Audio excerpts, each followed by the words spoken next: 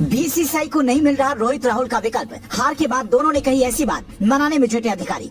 क्या आईपीएल के चक्कर में फिर बिगड़ेगा टी20 वर्ल्ड कप का खेल? 10 सालों से टूटती आ रही हैं फैंस की उम्मीदें।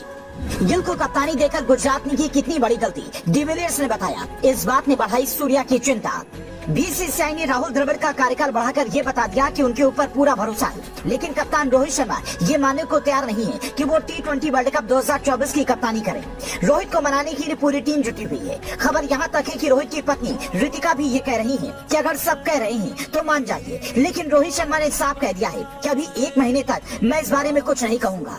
पर दिक्कत की बात यह है कि 7 महीने बाद टी20 वर्ल्ड कप है। अगर अभी से कप्तान फाइनल नहीं हुआ तो बाद में मुश्किलें बढ़ सकती हैं। इसीलिए रोहित को तड़ातड़ फोन आ रही है कि जो हुआ भूल जाइए और नए सिरे से शुरुआत कीजिए। शायद इसीलिए द्रविड़ का कार्यकाल बढ़ाया गया है। वो रोहित को मना लेंगे, आगे क्या होगा ये कहना मुश्किल है। ज्यादा संभावना इसी बात की है कि रोहित मान जाएं, पर सवाल ये है कि क्या आईपीएल के चक्कर में इस बार भी वर्ल्ड कप का खेल बिगड़ेगा या फिर इससे ज्यादा फायदा होगा।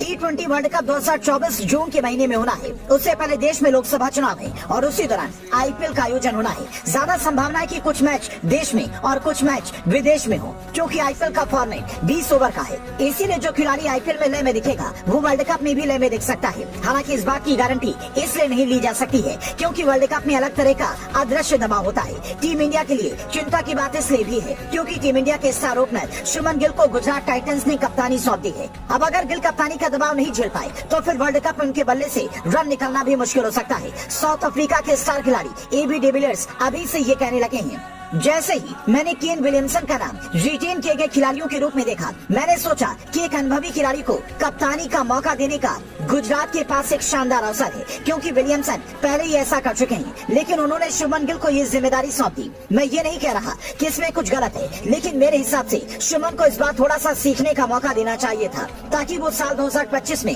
कप्तानी के लिए पूरी तरह से तैयार होते। हालांकि मैं शुभमन गिल को कप्तानी करते हुए देखने के लिए उत्साहित हूँ। डिविलियर्स की चिंता बताती है कि गिल कप्तानी के लिए पूरी तरह से परिपक्व नहीं हुए हैं। हालांकि ये गिल के फैंस बेहतर समझते हैं, जिम्मेदारी मिली है तो वो कैसे निभाएंगे।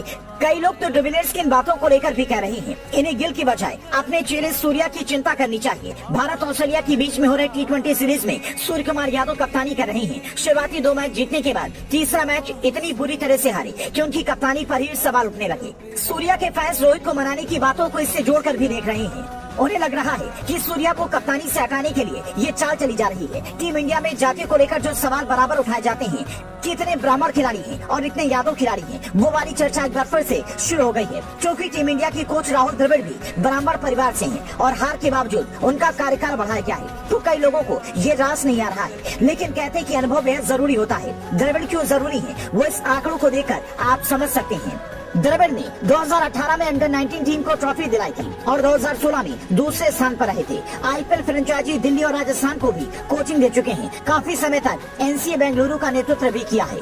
10 टी20 सीरीज, 9 वनडे, 5 टेस्ट सीरीज में टीम इंडिया को कोचिंग दी है। मजेदार बात यह है कि ज्यादातर मैचों में टीम इंडिया को जीत मिली है। हाँ, ये कह सकते हैं कि बड़े मुकाबले हम हारे हैं, पर इस बार वर्ल्ड कप में हार के बावजूद टीम इंडिया ने लगातार 10 मैच जीतकर जैसा प्रदर्शन किया, वो बताता है कि द्रविड़ रोहित की जोड़ी अगला वर्ल्ड कप टीम इंडिया को दिला सकती है। हालांकि बतौर फैंस आप किसे कोच या कप्तान बनाने के पक्ष में हैं? कमेंट कर बताएं।